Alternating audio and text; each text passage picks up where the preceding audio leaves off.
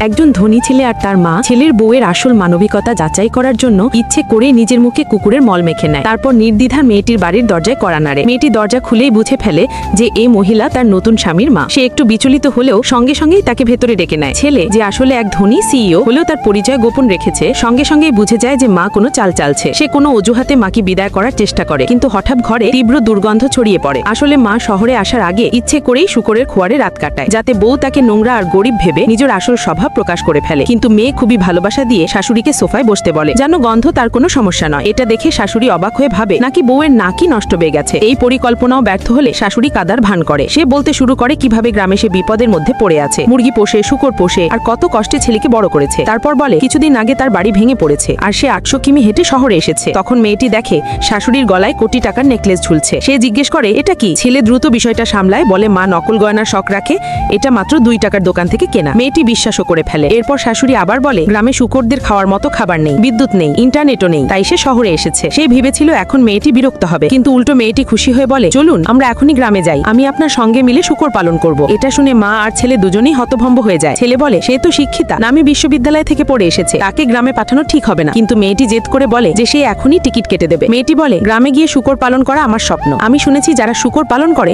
তারা মার্সিডিজে ঘরে। সেই পরিকল্পনা করে গ্রামে গিয়ে শূকর পালনের গাড়ি চালাবে। শাশুড়ি অবাক হয়ে যায়, ভাবে এটা কোনোভাবেই সম্ভব নয়। তখন ছেলে মাকে জিজ্ঞেস করে মা তোমার কি পিপাসা পেয়েছে? মা জবাব দেয় হ্যাঁ, আমি তৃষ্ণায় মরছি। ছেলে বলে আমিও পিপাসার্ত। মেয়েটি তখনই পানি আনতে চলে যায়। মেয়েটি বাইরে যেতেই ছেলে মাকে জিজ্ঞেস করে আপনি আসলে করতে কি চান? মা জানায় যে সে আসলে বউয়ের পরীক্ষা নিতে এসেছে, সে লোভী কিনা দেখতে। কিন্তু মা আর ছেলে জানে না যে মেয়েটি আসলে এক বিশাল ব্যবসায়ীর মেয়ে। তার নামে সারা বিশ্বে অসংখ্য সম্পত্তি আছে আর ভাড়া থেকেই সে অগণিত টাকা আয় করে। মেয়েটি পানি নিয়ে ফিরে আসতেই দেখে শাশুড়ি চলে যাচ্ছেন। সে দৌড়ে গিয়ে তাকে আটকে বলে আমরা তো ঠিক করেছিলাম গ্রামে গিয়ে শূকর পালন করব, এখন চুপি চুপি কেন যাচ্ছেন? শাশুড়ি লজ্জিত হয়ে বলে যে সে তো মজা করছিল, ওদের দুজনের এত ভালোবাসা দেখে আর বিরক্ত করতে চাইনি। মেয়েটি বারবার আটকাতে থাকে, কিন্তু ছেলে বলে মা ছোটবেলা থেকেই অভিনয়ের শখ রাখে, নাটক করতে পছন্দ করে। তখন হঠাৎ মেয়েটির ফোন বেজে ওঠে। কল দেখে সে ভয় পেয়ে যায়। কলটা তার অ্যাসিস্ট্যান্টের, যে বলে দ্রুত তোমার গোরের স্বামীকে নিয়ে বের হয়ে যাও, কারণ তোমার আসল ধনী বাবা অল্প সময়ের মধ্যেই এখানে চলে আসবেন। মেয়েটি ভয় পায়, যদি স্বামী আর শাশুড়ি বাবাকে চিনে ফেলে তাহলে তার আসল পরিচয় ফাঁস হয়ে যাবে। কিন্তু তখন অনেক দেরি হয়ে গেছে। তার বাবা বর্মা সাহেব তার অ্যাসিস্ট্যান্টকে নিয়ে ঘরে ঢুকে চিৎকার করে বলেন চল মেয়ে বাড়ি চল, কিন্তু ভুল করে তিনি অন্য এক মেয়েকে মেয়ে ভেবে ফেলেন। তারপর লজ্জিত হয়ে বলে সরি ভুল মেয়ে। তখনই অ্যাসিস্ট্যান্ট চিৎকার